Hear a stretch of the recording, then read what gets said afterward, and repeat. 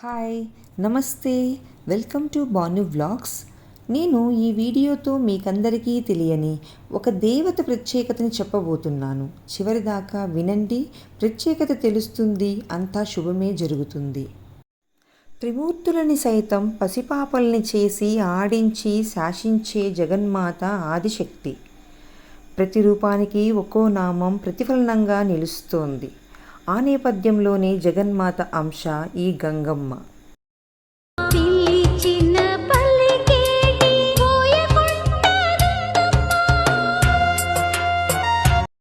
కోరిన కోర్కెలు తీర్చే తల్లిగా, సంతానవల్లిగా అమ్మకు పేరుంది.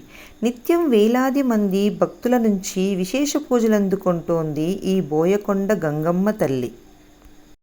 బోయకొండ గంగమ్మ దేవాలయం చిత్తూరు జిల్లాలో పుంగనూరు సమీపంలో చోడేపల్లి దగ్గర దిగువపల్లిలో ఉంది. ఇది గ్రామదేవత ఆలయం. ఈ ఆలయం కొన్ని సంవత్సరాల నుండి చాలా ప్రాముఖ్యత వహిస్తున్నది. ఈ ఆలయం ఒక ఎత్తైన కొండపై వెలసి ఉంది. 2 తెలుగు రాష్ట్రాల నుండే కాకుండా సమీప పొరుగు రాష్ట్రాలైన కర్ణాటక, తమిళనాడు, కేరళ నుండి కూడా భక్తులు అధిక సంఖ్యలో వస్తారు. ఆది, మంగళ, శుక్రవారాల్లో భక్తుల రద్దీ ఎక్కువగానే ఉంటుంది.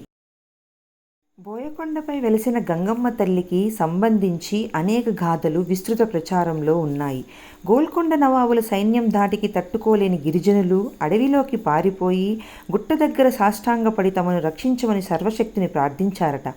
శక్తి దేవత యొక్క ఆత్మ కొండపై నుండి దిగి గిరిజనులను రక్షించి నవాబు సైన్యాన్ని అణిచివేసిందట. ఆ దేవత సైనికుల తలలను మర్రి చెట్ల కొమ్మలకు కట్టివేసిందని స్థానికులు చెబుతున్నారు. విజయం సాధించిన సందర్భంలో బోయలు, ఇతర గ్రామ ప్రజలు కలిసి ఆలయాన్ని నిర్మించారట. ఇది దుష్టశక్తుల నుంచి వారిని రక్షించి శతాబ్దాలుగా ప్రసిద్ధి చెందింది.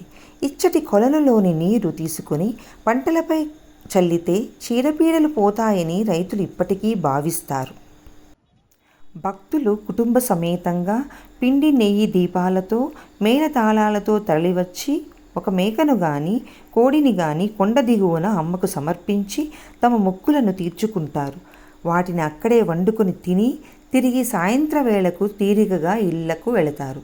కొంతమంది వంట సామాగ్రిని తమ వెంట తీసుకువెళతారు. అలా తేలైన వారికి వంట సామాన్లు అక్కడ అద్దెకు ఇస్తారు. ఇచ్చట వసతి సౌకర్యాలు అంతగా లేవు. కానీ ఆ ఆలయం వద్ద రాత్రులందు ఎవరూ ఉండరు. ఇక్కడి మరో ప్రత్యేకత ఏంటంటే కోరిన కోర్కెలు తీరుతుందో లేదో అని ఈ తల్లి వెంటనే తేల్చి చెబుతుందని భక్తుల నమ్మకం. 3 పువ్వులను ఇచ్చి ఆ తల్లి శిరస్సుపై ఉంచుతారు. కళ్ళు మూసుకొని తన మనసులోని కోరికను స్మరిస్తారు.